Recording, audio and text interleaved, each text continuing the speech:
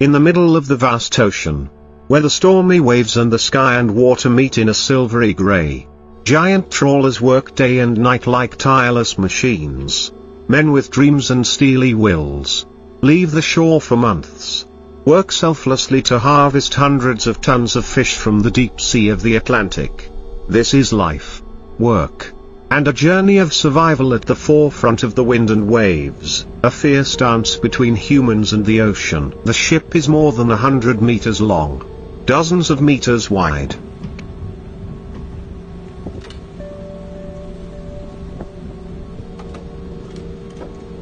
Carrying the most modern machines, going out to sea thousands of nautical miles, where fish gather seasonally and according to ocean currents.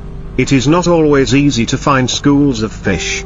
Fishermen must rely on experience, combined with sonar technology and long-range radar to determine the location of schools of herring, mackerel, sardines or cod moving.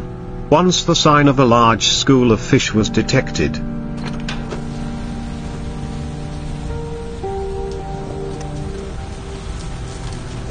the entire ship immediately prepared to get into position. The cable stretching thousands of meters was lowered, carrying the magnificent net, a net weighing tens of tons with a mouth wider than a football field. The process of pulling the net began. The engine roared. The net crawled on the seabed like a giant dragon, opening its mouth and dragging everything inside. The speed of the ship was kept stable, closely coordinating with the rhythm of the net to avoid tearing the net or injuring the fish.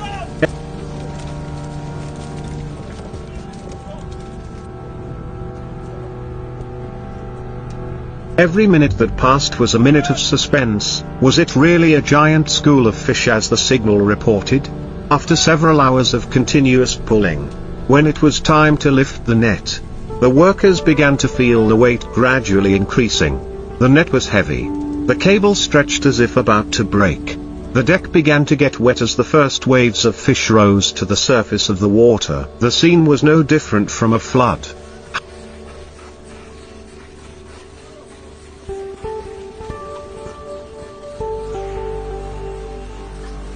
Hundreds of tons of fish were piled onto the deck at the same time. Each time the net is cast, it is a rain of fish. The fish struggle, slide on the iron floor, flap their wings vigorously, full of wild vitality.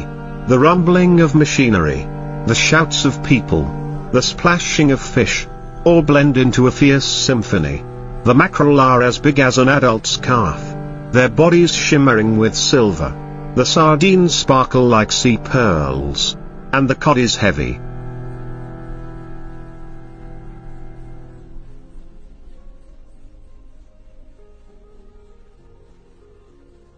Bearing the appearance of the kings of the ocean, the crew immediately gets to work sorting and processing. On board, there are specialized conveyor belts that lead the fish to the cleaning area, where machines gut, remove the organs, cut off the heads and quickly cool them. Meanwhile, the smaller fish are poured into brine tanks to keep them fresh. These batches of fish are not only for the domestic market but also exported all over the world, from Europe to Asia.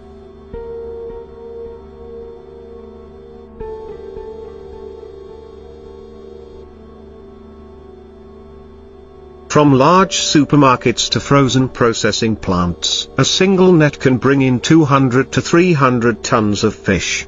On lucky days, that number can exceed 400 tons, meaning that one net can feed an entire seafood market for weeks. But there are also days when the boat has to drag the net for hours and only catches a few tons of fish. The sea is unpredictable, and never repeats itself. Behind the impressive numbers is an indescribable amount of hard work.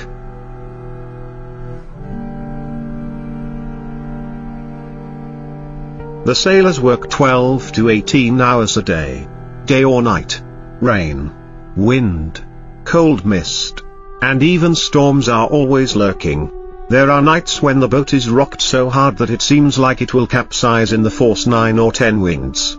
And the fishermen have to tie their safety ropes to avoid being swept out to sea. But it is also in this danger that they learn to bond, cooperate, and share. They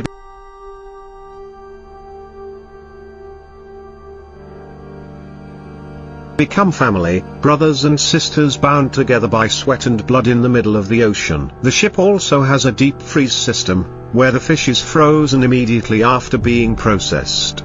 To maintain absolute freshness, the fish are taken to the freezer at -40 degrees Celsius, arranged in layers, pallets, preparing for the return trip to the mainland. Each port call is a major event. Cranes, refrigerated trucks, and stevedores work through the night to bring hundreds of tons of fish from the ship to shore.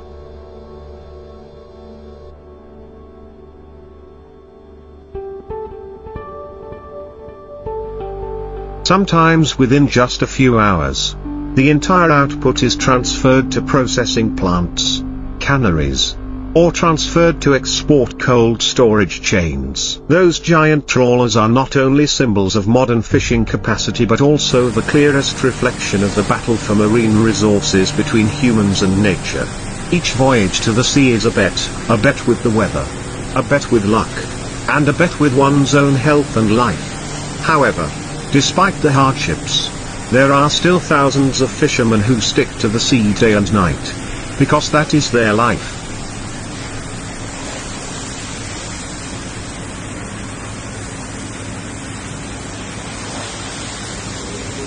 Their passion, and their reason for existence. Those ships also carry stories about climate change, the depletion of fishing grounds, and the responsibility to protect the marine environment. In recent years, many ships have adopted more environmentally friendly technology, using nets that select fish sizes, avoiding overfishing or catching unwanted species. Some countries require ships to install positioning and tracking devices, report catches and fishing time in specific sea areas to ensure sustainable exploitation. Every time the dawn breaks, the ship continues a new fishing cycle.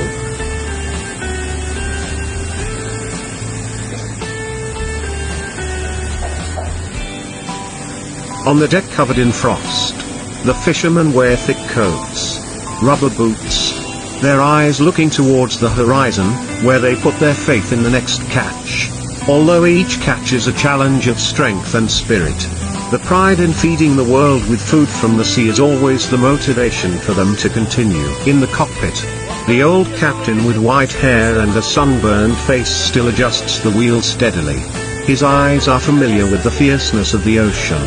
For him, the sea is not only a place to make a living, but also a close friend, fierce,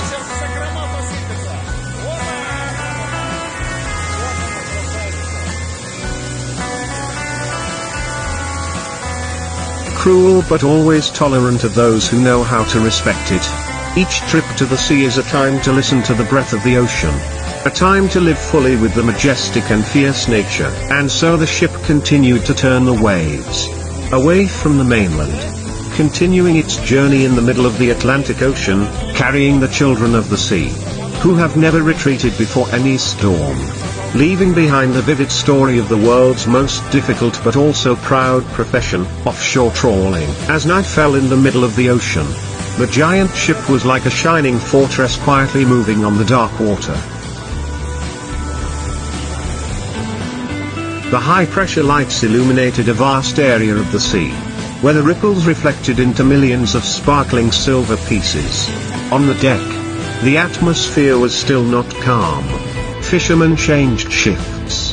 Machines continued to operate. Conveyor belts continued to bring frozen fish boxes down to the hold. The smell of fresh fish, salt and engine oil mixed in the air to create a typical symphony of the sea profession, strong, lively, and deeply engraved in the memory. Each time the net was lowered, hope arose.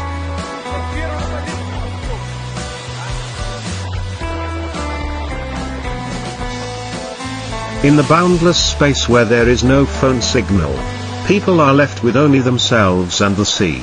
Patience becomes an essential part of life. Many times the net is pulled up with nothing but a few fish, seaweed and mud. But no one complains. They cast the net again, hope again, and wait again. That is the rhythm of the job. The rhythm of the sea, humble, Persistent and never giving up, the meals on board are simple but warm. Hot bowls of noodles, trays of rice with fried fish, pickled vegetables,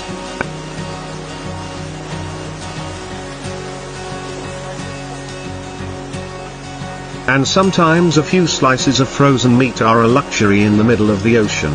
They eat quickly, chat for a while and then rush back to work. Sleep comes quickly, perched on a small bunk bed, in the cabin always shaking with the sound of the engine.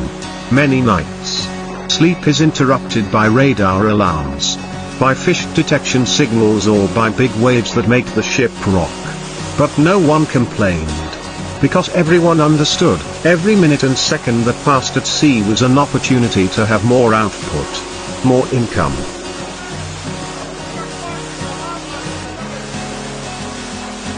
More hope to send back to their families on the mainland. The fish pulled up were not just food. For the fishermen, it was the result. The flesh and blood, the calluses on their hands and the homesickness in their hearts. Every time the deck was full of fish, they felt like they were given more strength. The laughter, the handshakes and pats on the back, the crude but friendly jokes, all created a strong camaraderie that only those who fought together at sea could understand. There were seasons of abundant fish. In just 1 month,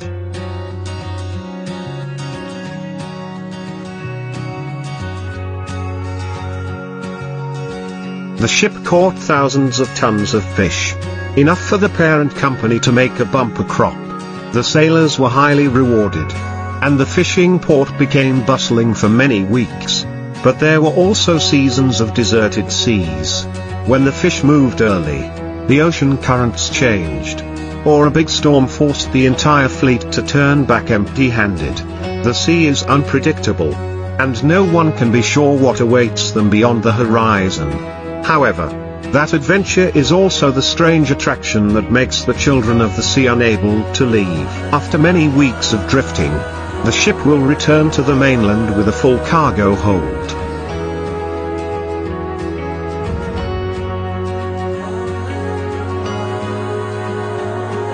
The scene of docking at the port is a vivid picture, dozens of refrigerated trucks lined up, cranes operating continuously, workers moving like ants, transporting each pallet of fish to the warehouse.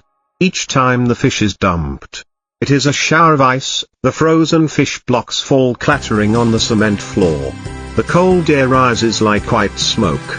Everything is urgent, precise, and there is no room for error, because just a few hours late will reduce the quality of the fish, affecting the selling price and the reputation of the whole trip. After delivering all the goods,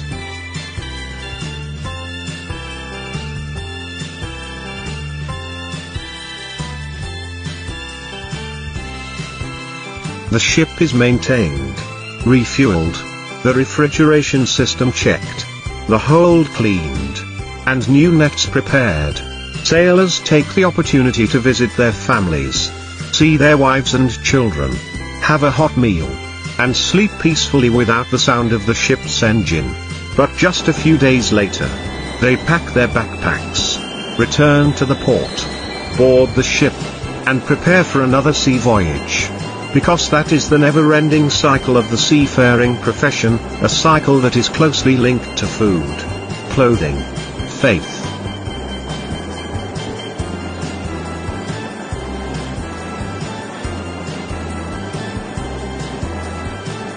and life on each trawler is a miniature society.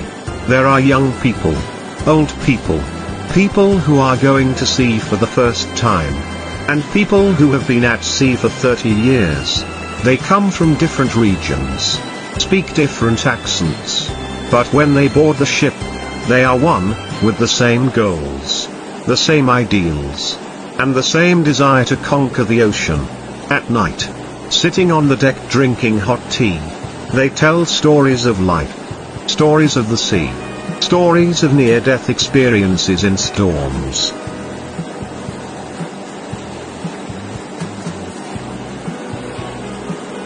And even the record-breaking catches that are still talked about to this day. The sea not only gives fish, but also teaches people lessons of humility, endurance, and trust in each other.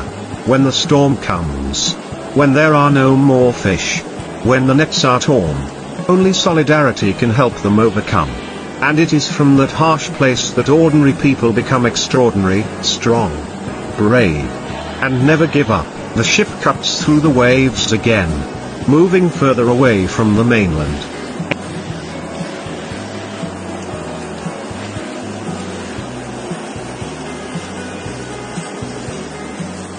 Entering the deep sea where the fish are gathering. The wind and waves were still there. But they did not deter anyone. Arms were raised again. The machines roared again. The nets were lowered again, and the journey to harvest hundreds of tons of fish continued, as it had for generations in the middle of the mighty Atlantic. The following days at sea were much the same, only very small changes in light, wind direction, wave height and sky color. But to the sailors, each of these details had important meanings.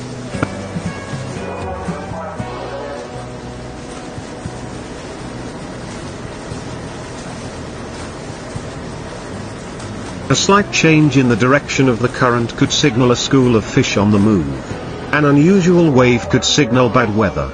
Decades of experience at sea had given the captains and sailors the same keen senses as seabirds. They sensed changes from the most subtle things. When the school of fish appeared, the entire ship seemed to wake up. Without any alarm, everyone automatically ran to their positions, one to adjust the speed of the ship, one to check the net cables, one to prepare the freezer compartment, and even one to stand guard on the radar. A huge coordination system operated smoothly in the midst of the frenzied sea.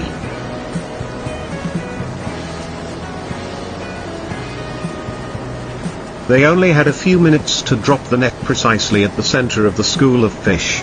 If they were a little slower, the fish would scatter, drift out of range, and all their efforts would be wasted. The net was dropped in a state of complete concentration. The diameter of the mouth of the net could be up to 100 meters, hundreds of meters long, and was kept in balance by buoys and weights.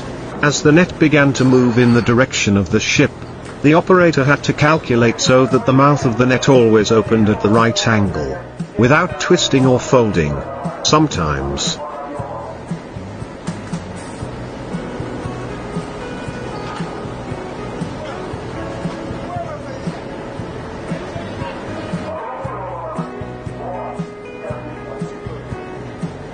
just a small error in the angle or speed could cause the entire catch to fail. Pulling up the net was the most stressful stage. The steel cables screeched, the tractors worked at full capacity, and the sailors strained their eyes to watch each meter of rope being pulled back. When the first rays of light hit the water, the net began to float up with thousands of fish gathered at the end of the net. That was when the whole ship cheered. The catch was successful. There were catches so large that the net weighed hundreds of tons. It was impossible to pull them all up at once. The ship had to use a crane to lift each part of the fish, pour them into temporary tanks,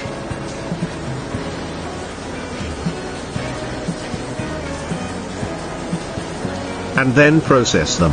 The streams of fish rushed onto the deck, slippery and cold, making the entire deck always look like a surface of ice. Everyone had to wear special non-slip shoes, thick gloves, and safety helmets to avoid accidents. Each fish was handled carefully. If it was cod or large mackerel, they were sorted on the spot, with specialized machines to debone, cut off the head, and clean the intestines. Smaller fish were packed into whole bags or transferred to the freezer. The ship could store up to thousands of tons of fish at minus 50 degrees Celsius in deep freezers.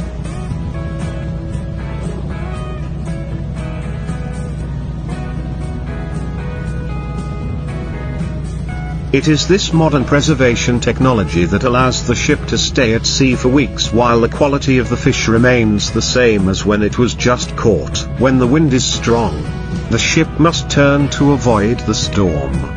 Waves higher than 10 meters can hit the side of the ship as if they want to knock everything down. Fishermen must close the hatch, tie up all equipment, and stop all outdoor activities. Some nights, they have to wear protective gear and lie down near the escape hatch for fear that the ship will be tilted by the waves. In some extreme cases,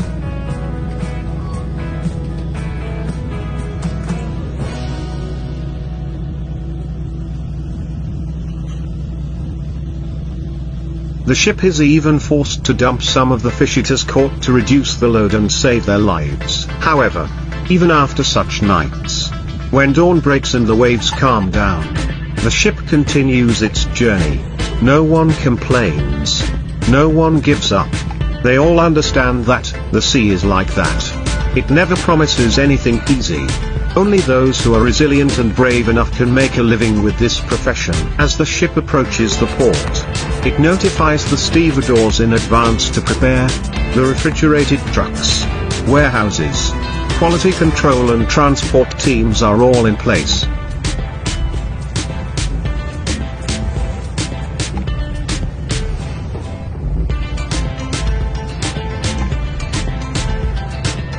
Each bale of frozen fish is brought ashore and transported directly to factories.